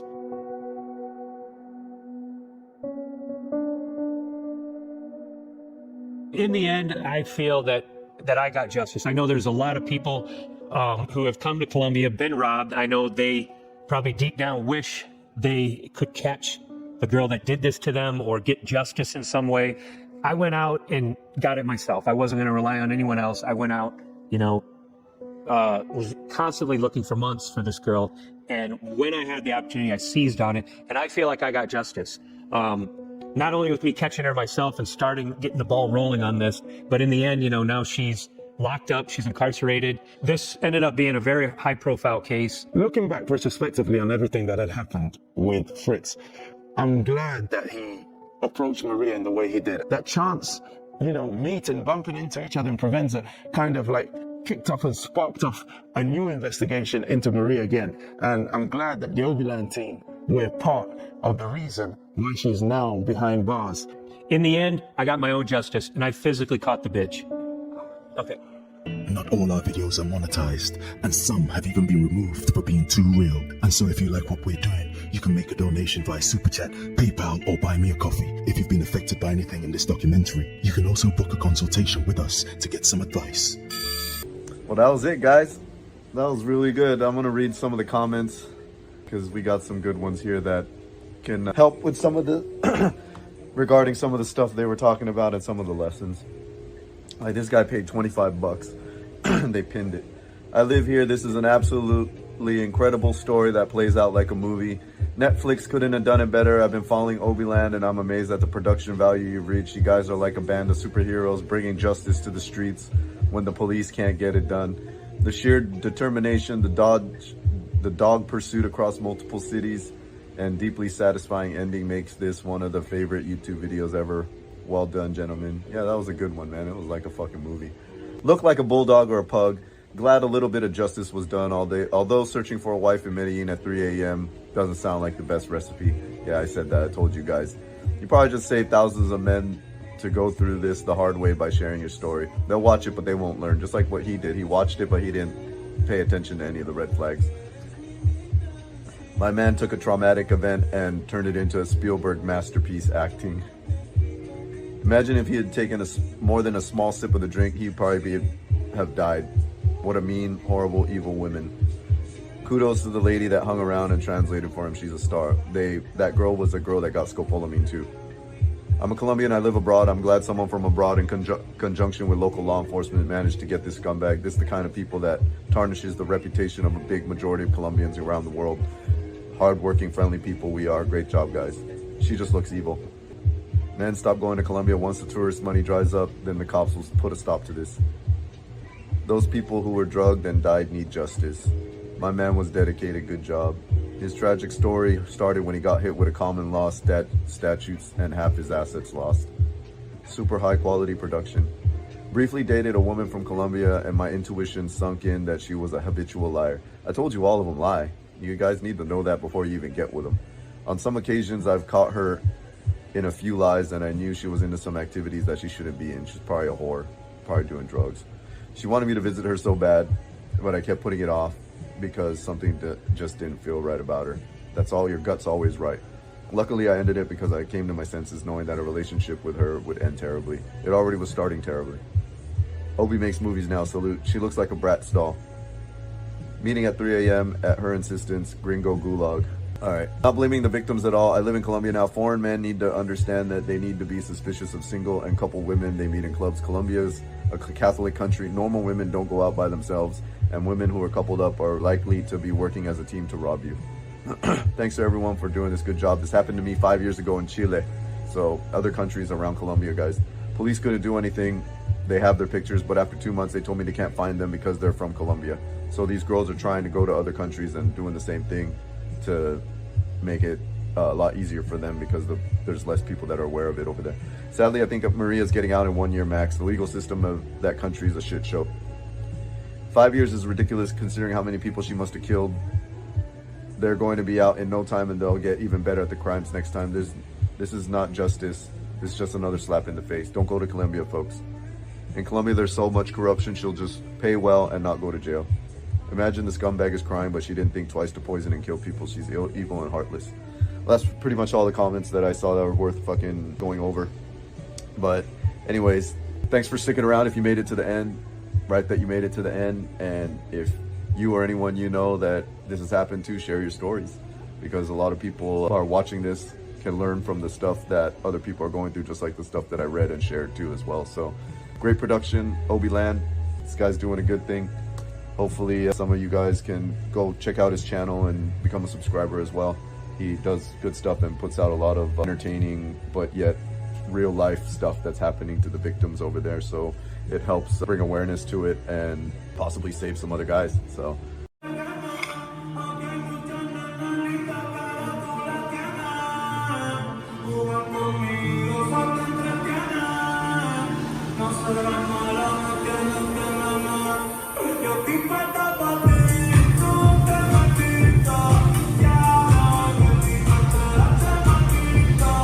el corazón la neverita.